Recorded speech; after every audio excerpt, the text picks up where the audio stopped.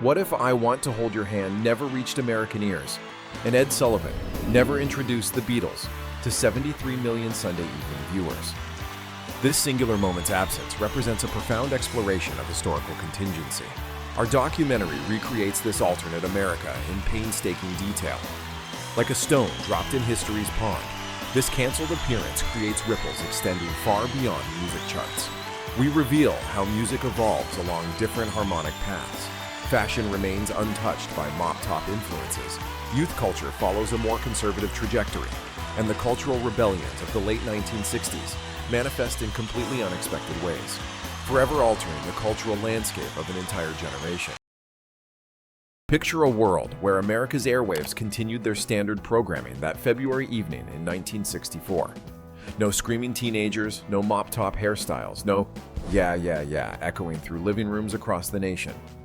The musical landscape of America remains undisturbed by the tsunami of British influence that would have otherwise forever altered its course.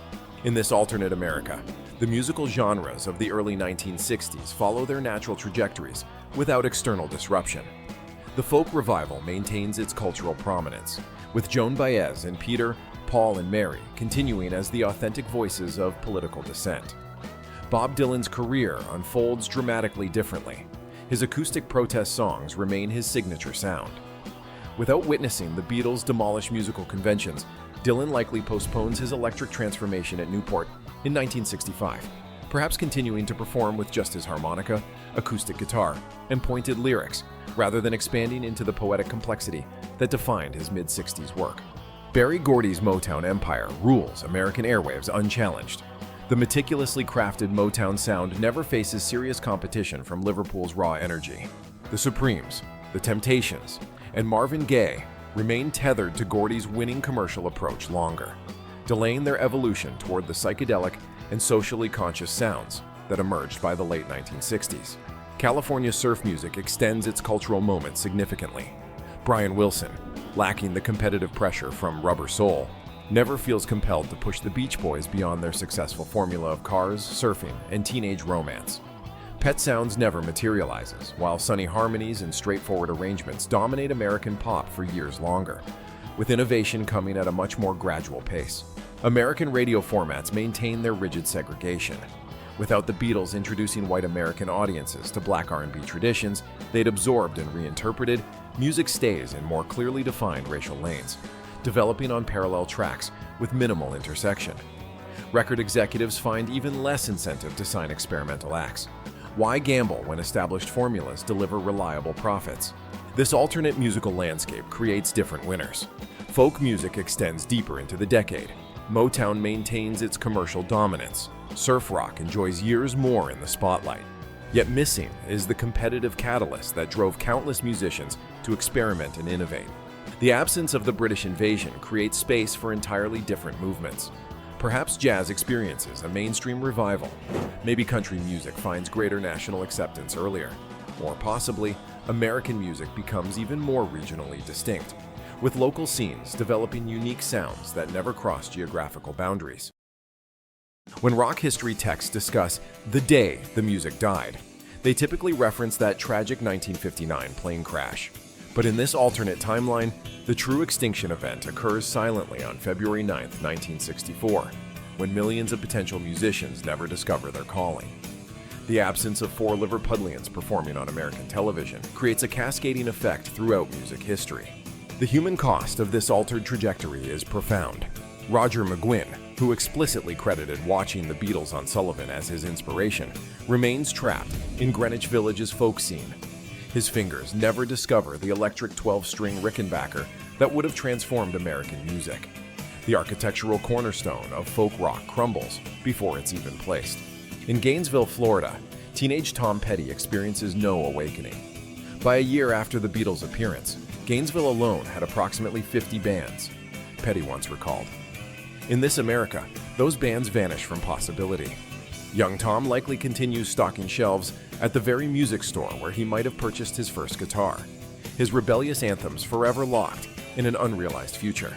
Beyond American shores, entire musical revolutions collapse. Japan's group sounds movement, the crucial bridge between Western imitation and original Japanese rock, evaporates. Soviet youth lose the Beatles' inspiration that would have powered underground groups like the Candid Lads, who dared challenge communist cultural restrictions through music.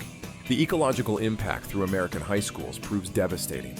When countless teenagers don't form garage bands, the grassroots musical training ground disappears. The foundation for punk and indie rock never solidifies.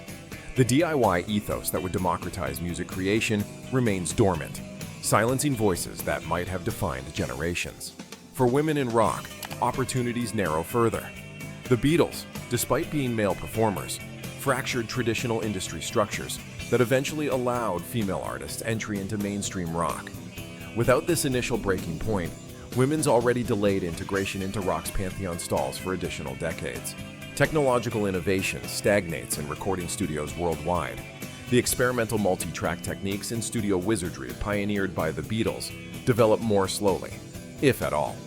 Albums remain primarily live-recorded approximations rather than artistic statements crafted through technological innovation. Gene Simmons and Paul Stanley, both directly inspired by the Beatles' Sullivan appearance, pursue alternative paths. Simmons channels his entrepreneurial drive into conventional business, while Stanley's theatrical instincts lead him toward traditional performance rather than rock stardom. The flamboyant theatrical rock that would influence generations vanishes.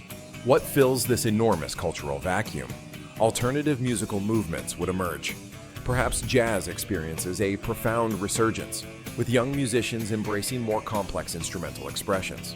Maybe electronic experimentation accelerates earlier, with synthesizer pioneers finding broader audiences for their innovations in a world starved for musical revolution.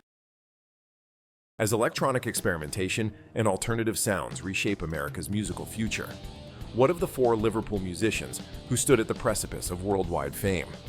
In early 1964, the Beatles balanced precariously between British stardom and international obscurity. I Want to Hold Your Hand had just topped the American charts, but without that fateful Ed Sullivan broadcast, their trajectory veers dramatically from the one we know. In this alternate timeline, four young men from Liverpool continue playing in small British venues, unaware of the global phenomenon they were meant to become. Like constellations that never fully formed, each Beatles star dims along a unique path of unfulfilled potential. Brian Epstein's vision, which transformed leather-clad rockers into suit-wearing professionals, takes a more conventional turn. He secures them television appearances and acting roles in British productions, modest successes confined within national boundaries. His careful image cultivation becomes merely a footnote in British entertainment history. John Lennon emerges as a respected but controversial poet in Britain's artistic circles, his biting social commentary appearing in small press publications rather than album sleeves.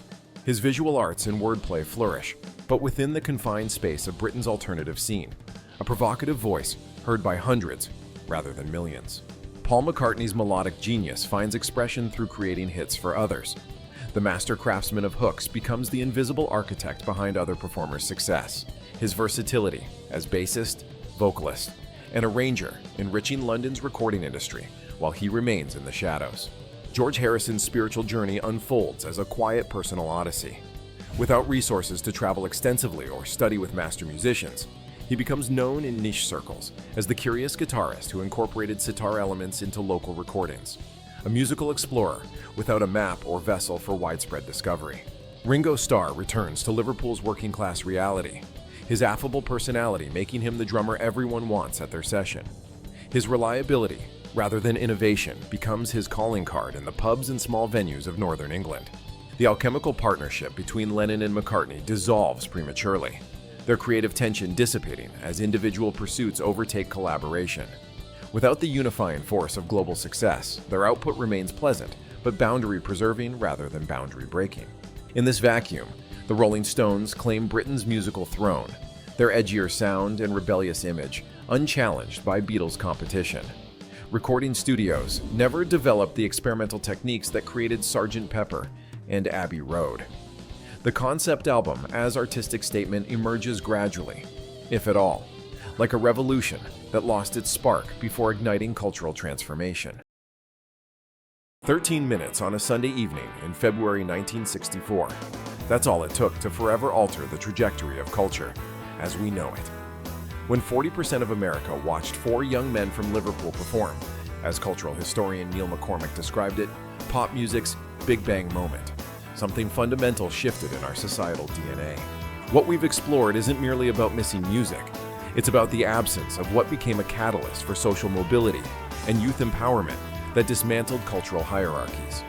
The Ed Sullivan appearance ignited a revolution whose absence would have left harder boundaries between generations and fewer challenges to establish norms. The Beatles didn't just change music. They rewired how society evolved, creating pathways for new voices and possibilities that simply wouldn't exist in this alternate timeline. If you enjoyed this journey through the musical road not taken, hit that subscribe button to explore more pivotal moments that could have changed everything. From technological turning points to political what-ifs, we're building an atlas of alternate histories, like this video, to help others discover these fascinating timelines, and let us know in the comments which historical moment you'd like us to reimagine next.